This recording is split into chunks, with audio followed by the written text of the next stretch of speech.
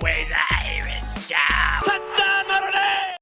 That's right. Welcome in. Welcome back, folks, to a Notre Dame predicted to land elite quarterback prospect from down south. Let's talk about it edition of the Always Irish Show.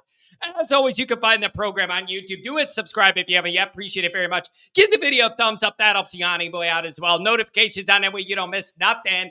Twitter, search bar Always Irish or at Always Irish Inc. Emails alwaysirishhead@gmail.com. Audio only. Anywhere you want it, you can get it. If you don't want to see my face, there's audio only for you.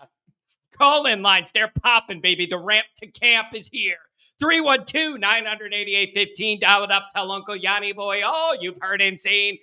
Notre Dame on SI. Read all about it. We got articles every single day. Read all about it. Patreon.com/Always Irish. The dream team, baby. Myself, two Notre Damers, Mike Goolsby, Jared Clark, recruiting aficionado, Jack Sullivan, ND Recruiting 01 on Twitter. We got the full team, baby. One-stop shop. Thanks to everybody who's there already. Can't wait to see more people over there as the season gets rolling. All right. So the other night, boom, the Fong bomb hits. Okay? Fong bomb and Tom Loy on the recruiting beat, two of the most reputable guys that do this, especially in Notre Dame land, covering our stuff. They're saying Notre Dame's in prime position to land rival second-rated quarterback in the 27 class, Teddy Gerard.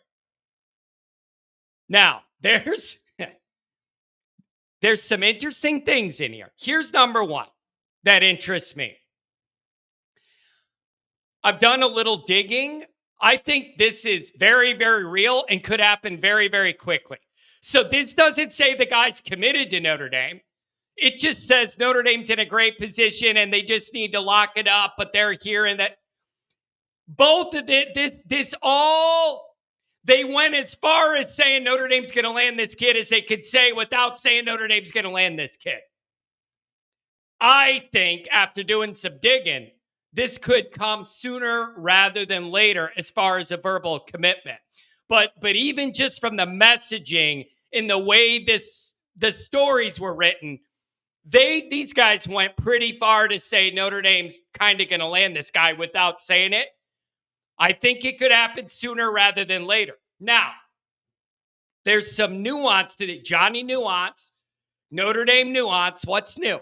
There's some nuance to this on multiple fronts that I want to talk about. Number one, Notre Dame landing a quarterback prospect that's very sought after from a million different schools from down south really early in the cycle. What could go wrong there? Deuce. That's what it reminds me of. Pulling a kid out of the South really early in the class comes with some risk. It comes with some risk. Southern QB, big time offers. Notre Dame got burned before, really early in the cycle. All of the same markers are there historically. The other part of this is it's just not any Southern QB.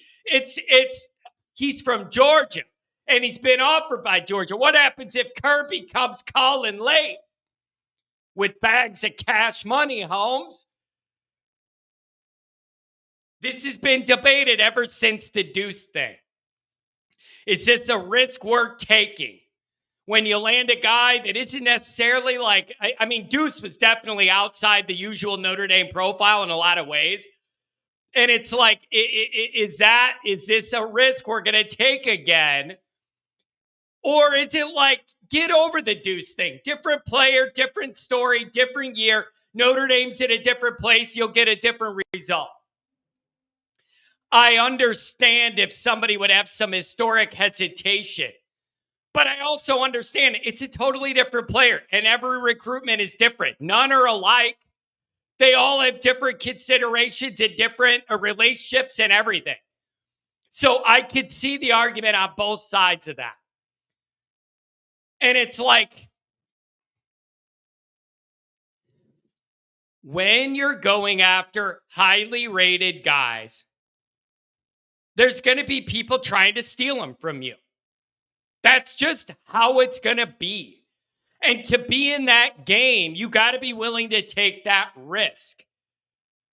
If you want to just go RKG, find a quarterback from a little Catholic school anywhere. They'll love Notre Dame. They won't flirt with anybody else, but they're just not going to be elite. They won't flip on you, but they're not going to be elite. When you want a guy that has an offer list of 50 top schools, you got to know what's coming and be able to weather that storm. And you got burned on Dante. You got burned on Deuce. Third time's a charm. Here's the other part of it. There is some anxiety about grubs in the class, the 26 class. There's some anxiety there. Is that guy good enough to be at the level the whole Notre Dame program's at? Does he have the ceiling? He's not at the elite camps and all this stuff. Like is that the caliber of quarterback this program is relegated to now or whatever? And Goolsby said on Patreon, we had a big discussion about it in depth, said, John, you got to understand, not all these guys are brought in to be the bona fide number one starter. That just doesn't happen every single year, especially with quarterbacks. And he's like, you got to understand, maybe every one of these guys isn't brought in here to be the number one hero. If Notre Dame's able to land Gerard in the next class, does that make people feel a little less nervous?